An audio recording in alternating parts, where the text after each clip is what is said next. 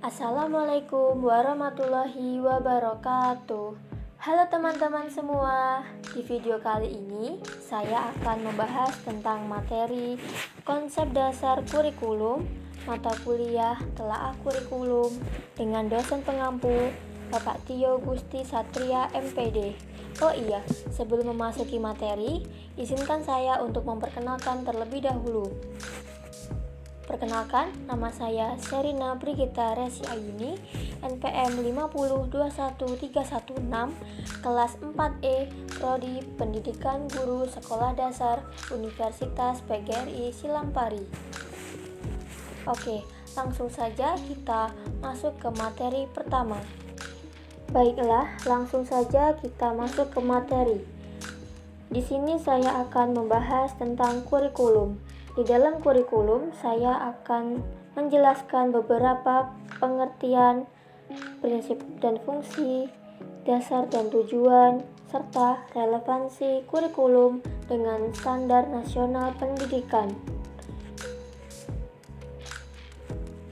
Yang pertama, pengertian kurikulum.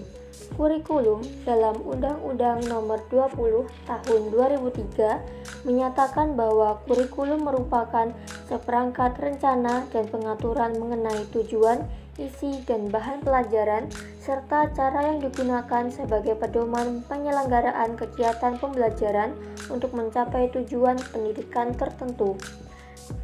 Baiklah, saya akan menjelaskan beberapa pengertian menurut 4 sudut pandang. Kurikulum sebagai produk.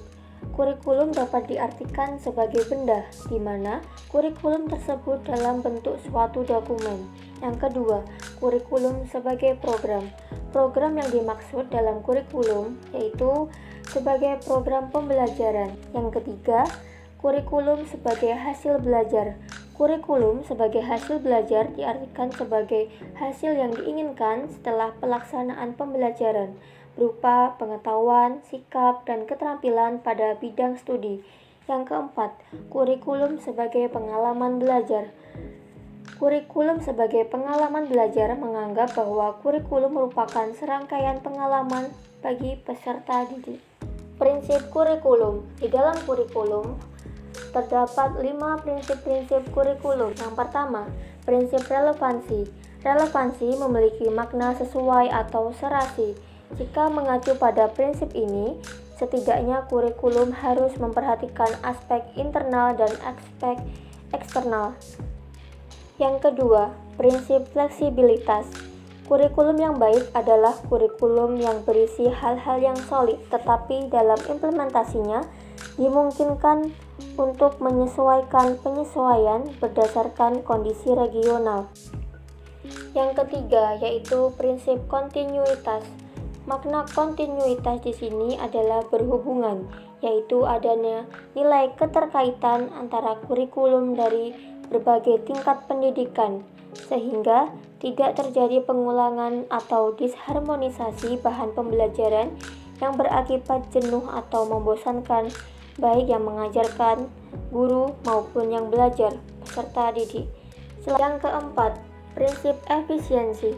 Efisiensi adalah salah satu prinsip yang perlu diperhatikan dalam mengembangkan kurikulum. Yang kelima yaitu prinsip efektivitas. Di dalam prinsip ini ada 2 yang perlu diperhatikan. Yang pertama yaitu aspek mengajar guru. Jika masih kurang efektif dalam proses pembelajaran, maka itu menjadi bahan dalam mengembangkan kurikulum di masa depan, yaitu dengan mengadakan pelatihan, workshop, dan lain sebagainya. Sedangkan pada aspek efektivitas belajar siswa, perlu dikembangkan kurikulum yang terkait dengan metodologi pembelajaran, sehingga apa yang sudah direncanakan dapat tercapai dengan metode yang relevan dengan materi atau materi pembelajaran. Ada 2 fungsi kurikulum. Yang pertama, fungsi bagi guru. Sebagai pedoman pengajaran pada siswa, kurikulum juga memberikan patokan yang jelas tentang proses pengajaran juga materi yang akan diberikan kepada anak didik. Fungsi yang kedua yaitu fungsi bagi siswa. Sebagai acuan belajar karena dengan kurikulum, Siswa dapat mengetahui materi apa saja yang harus dipelajari dan juga dipahami, sehingga siswa dapat mempersiapkan ujian dengan lebih baik. Sementara itu, apa sih tujuan dari pembentukan kurikulum?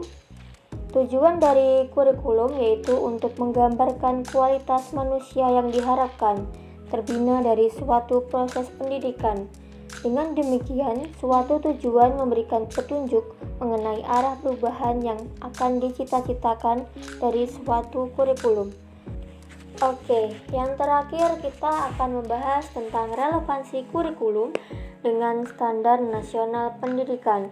Ada 4 macamnya, yaitu yang pertama standar kompetensi lulusan.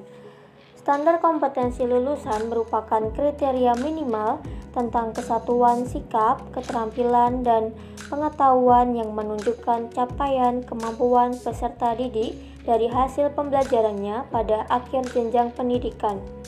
Yang kedua, standar isi dikembangkan melalui perumusan ruang lingkup materi yang sesuai dengan kompetensi lulusan.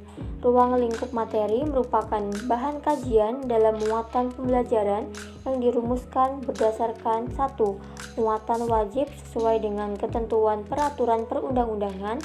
Kedua, konsep keilmuan, dan yang ketiga, jalur jenjang dan jenis pendidikan.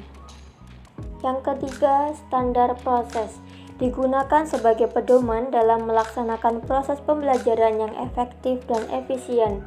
Standar proses meliputi perencanaan, pelaksanaan, dan penilaian proses pembelajaran. Yang terakhir yaitu standar penilaian pendidikan, digunakan sebagai pedoman bagi pendidik dalam melakukan penilaian hasil belajar peserta didik secara berkeadilan, objektif, dan edukatif. Penilaian hasil belajar peserta didik berbentuk penilaian formatif dan penilaian sumatif. Oke, itulah tadi materi tentang kurikulum dalam video kali ini. Saya cukupkan sampai di sini. Wabillahi taufiq wal hidayah. Wassalamualaikum warahmatullahi wabarakatuh. Bye bye.